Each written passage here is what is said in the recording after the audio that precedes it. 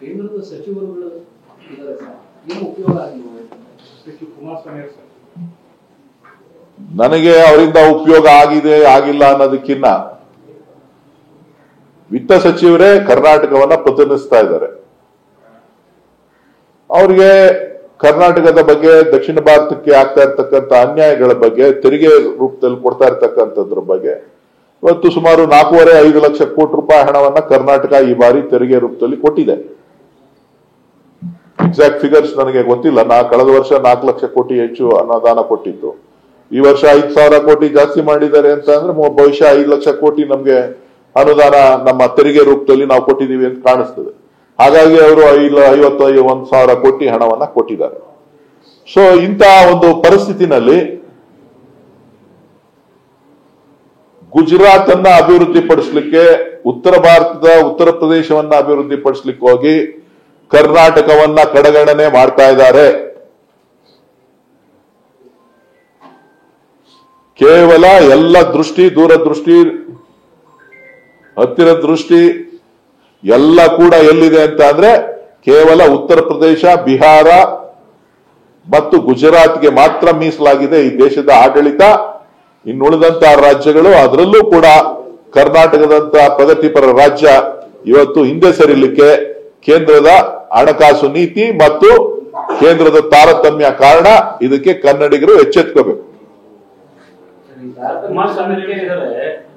ರಾಜ್ಯದಲ್ಲಿ ಸಾಕಷ್ಟು ಮುಂದೆ ಬೇಡಿಕೆ ಕೊಡ್ಬೇಕಾಯ್ತು, ಬೇರೆ ರಾಜ್ಯದ ನೋಡ್ಕೊಂಡ್ರೆ ಅವ್ರು ನಮ್ಮನ್ನ ಹೆಂಗ್ ಬಳಸ್ಕೊಂಡಿದ್ದಾರೆ, ಕರ್ನಾಟಕ ಆ ರೀತಿ ಯಾಕೆ ಬಳಸ್ಕೊಂಡಿಲ್ಲ ನಮ್ಮನ್ನ ಅಲ್ಲ ಹೇಳ್ಕೊಡ್ಲಿ. ಅವರು ಹಿರಿಯರಿದ್ದಾರಲ್ವಾ, ಕರ್ನಾಟಕದಲ್ಲಿ 2 ಬಾರಿ ಮುಖ್ಯಮಂತ್ರಿ ಆಗಿದ್ದಾರೆ, ಅವ್ರ ತಂದೆ ಪ್ರಧಾನಮಂತ್ರಿ ಆಗಿದ್ದವರು, ಅವರಿಗೆ ಅನುಭವ ಇದೆ. ಅವ್ರು ಏನೇನು ಹೇಳ್ಕೊಡ್ಬೇಕೋ ಹೇಳ್ಕೊಡ್ಲಿ, ಖಂಡಿತ ಕಲ್ತ್ಕೋತೀವಿ.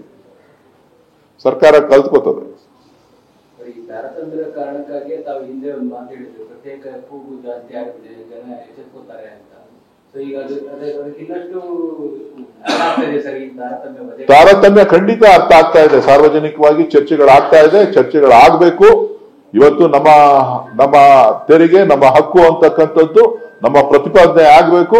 ನಾವು ಕೂಡ ಈ ದೇಶದ ಒಂದು ಅವಿಭಾಜ್ಯ ಅಂಗ. ನಮಗೆ ಅನ್ಯಾಯ ಆಗ್ತಾ ಇದೆ ಅಂತಕ್ಕಂಥದ್ದನ್ನ ಎಲ್ಲ ಕರ್ನಾಟಕದ ಪ್ರತಿಯೊಬ್ಬ ನಾಗರಿಕನು ಕೂಡ ಒತ್ತಿ ಹೇಳ್ಬೇಕು ಅಂತ ಹೇಳಿ ನಾನು ಕರೆಯನ್ನ ಕೊಡ್ತಾ ಇದ್ದೇನೆ. ಪ್ರತ್ಯೇಕ ರಾಜ್ಯದ ಧ್ವನಿ ಅಲ್ಲ, ಈ ಪ್ರತ್ಯೇಕ ರಾಜ್ಯ ಅನಿವಾರ್ಯ ಆಗ್ಬಹುದು ಅಂತಕ್ಕಂಥ ಚರ್ಚೆಗಳು ನಡೀತಾ ಇದೆ ಅನ್ನೋದನ್ನ, ಜನಸಾಮಾನ್ಯರ ವಿಚಾರಗಳನ್ನ ಹೇಳಿದ್ದೆ ನಾನು.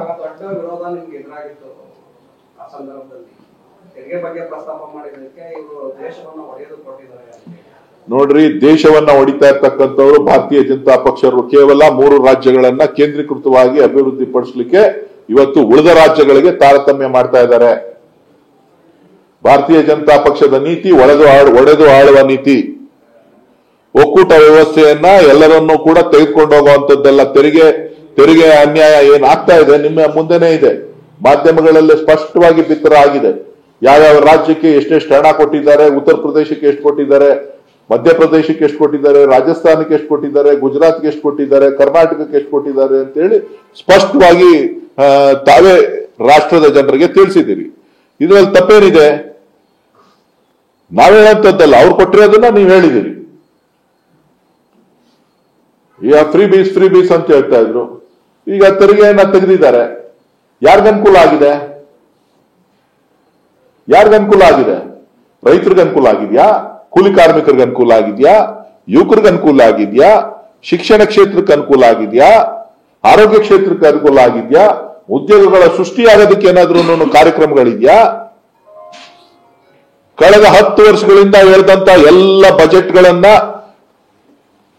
ಪಟ್ಟಿ ಮಾಡಿ ಅವ್ರು ಹೇಳಿದ ಬಜೆಟ್ ಈ ಬಜೆಟ್ ಅಲ್ಲಿ ಹೇಳಿದಂತದ್ದು ಮುಂದಿನ ಬಜೆಟ್ಗಳಲ್ಲಿ ಇರಲ್ಲ. ಇದು ಬೋಗಸ್ ಬಂಡಲ್ ಬಜೆಟ್. ಇದು